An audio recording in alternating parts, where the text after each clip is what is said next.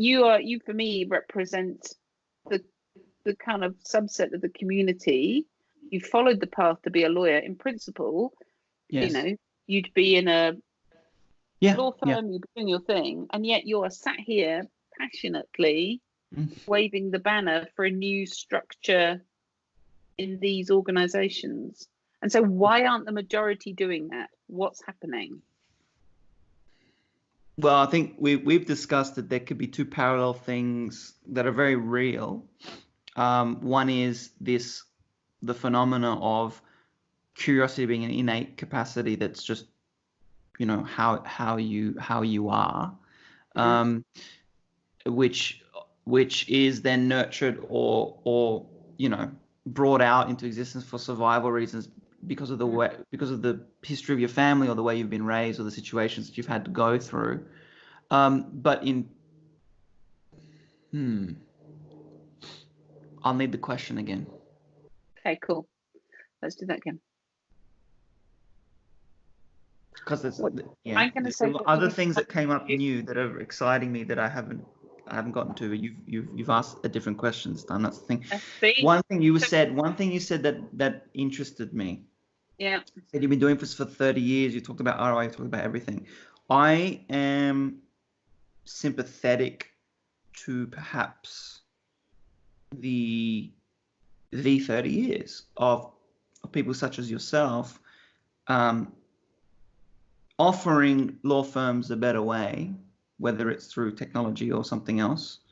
And I'm sympathetic to the fact that I believe actually that it was premature in the sense that whatever you were trying to offer, as well as you think it could have done a job better or made something better, which it very well would have potentially.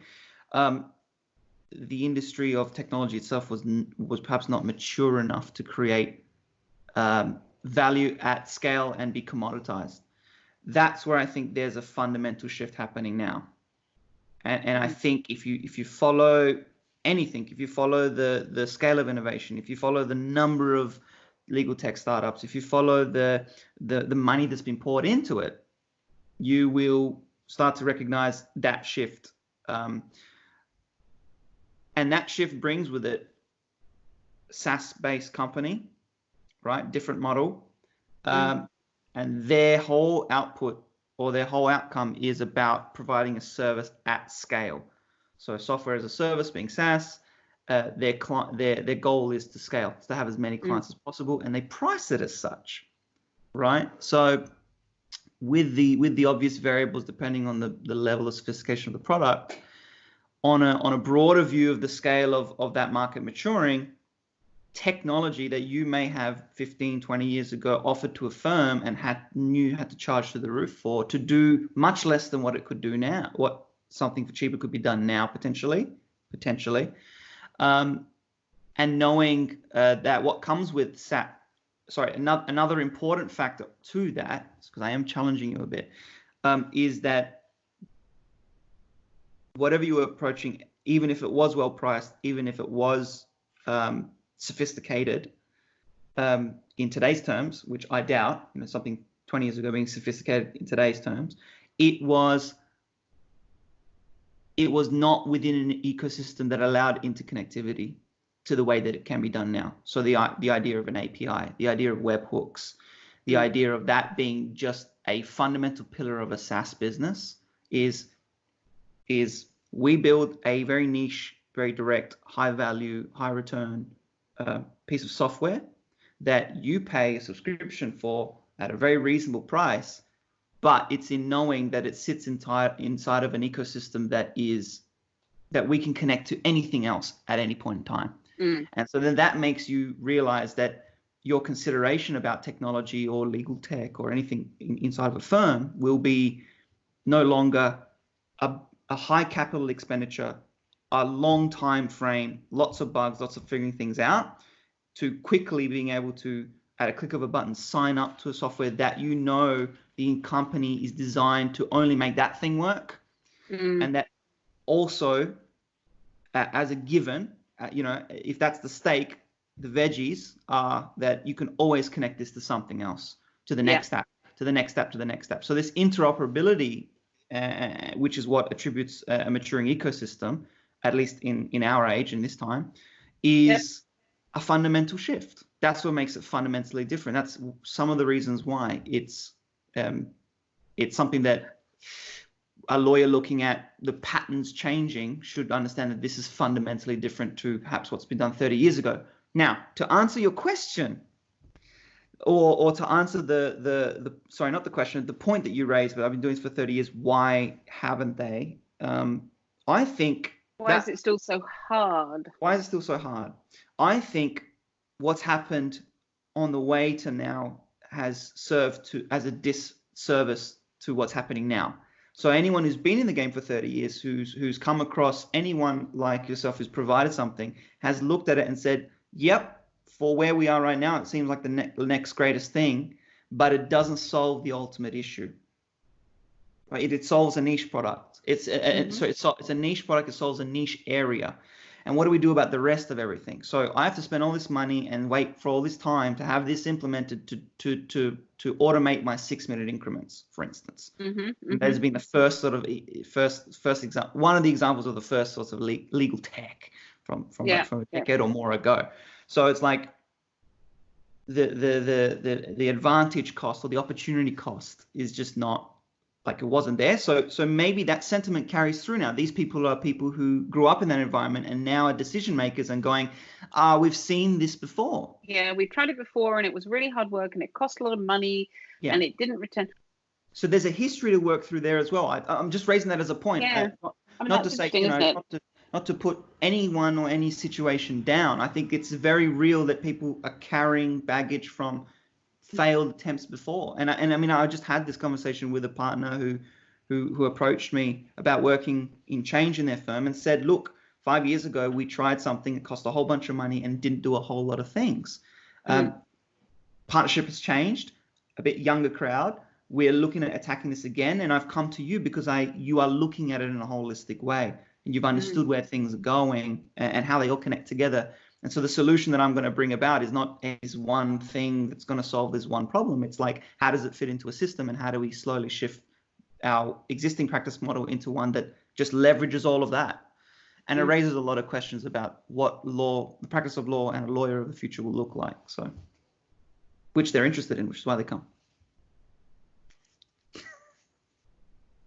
Cool. That's good. That's good. Yeah, but that's just one point that you brought up, and I thought that's interesting because that's part of it. I'm sympathetic to that. Like, I think it's complicated, right? It is. We were talking about legacy. We were talking about how the past informs the present. Yes. And that is exactly the nature of law, right? Yes. That's a topic we haven't covered yet. We need to sort of But in discussions outside of these recordings, the idea that you are, so there's, first of all, there's that as an individual, how that helps you align, that indubitably, I might have made that's a definite word, it absolutely affects your actions and reactions, that aspect of your past, short and long, whatever that, history informs attitudes now. And it doesn't even have to be first-hand experience. It can be what you've witnessed. Yeah, exactly. Second-hand, third-hand. The organization is the same. So organizations have that too, that their past informs the present. Obviously, it's the people within it. Well, it's the people, exactly. But the law firms have people with tremendously long tenure. So they tend to carry that memory, corporate memory of stuff. So I used to say law firms are like elephants. They'll have bought something in the 80s and it didn't work, and 30 years later they can still be talking about it. They remember that project we did, we got this thing and it was blah blah blah. Yeah. I don't agree. Do I agree with you? I agree with you now that the nature of technology is more fully evolved. So you are more able to take a SaaS component in principle, integrate it to anything. I disagree on whether some of that's realizable right now because of the nature of some of the products under the surface, but we'll come back to that another time. Yes. But in the past, because so few people were embracing some of this stuff, there was a greater return.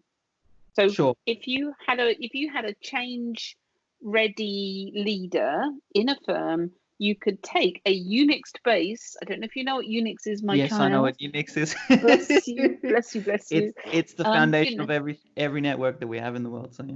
I know, right? And you used to, that's what the servers used to run on, Xenix and Unix. Yeah. A Xenix, you would have a Xenix, I'm going to sound like an old person, a Unix-based server running a conveyancing product that could be customized, delivered to the desktops. Yes. You know, it would all the process, superbly process-based. Yes. And so only a few firms would do that, but the return was so huge because everyone else was doing things on typewriters and manually. Yeah. So what you're saying is that in the same way that those patterns create resistance, those patterns in the history of people who have done it have also proven the point at the time. Yeah. Yeah. But there will be equally people who took those products up and had a terrible time and it was awful and the worst thing they bought was to sue everybody and it was terrible. Yeah. And that still happens. Yeah. You know, that still happens. So I think this is the interesting aspect for me in this is we are, I think what we see, we are a microcosm of sort of our mindset, I think, which is, I don't think this is a generational thing. I think this is a mindset, appetite for change. You know, that there's an aspect of it that people are drawn to it naturally, some people. And I think the question is, how can we help? How can we support the industry as it as it continues to try and grapple meet the future. Yeah, exactly. Grapple's a good word. So thanks for that, Quddus. We will complete here. Sure. And I look forward to our next conversation. Fantastic.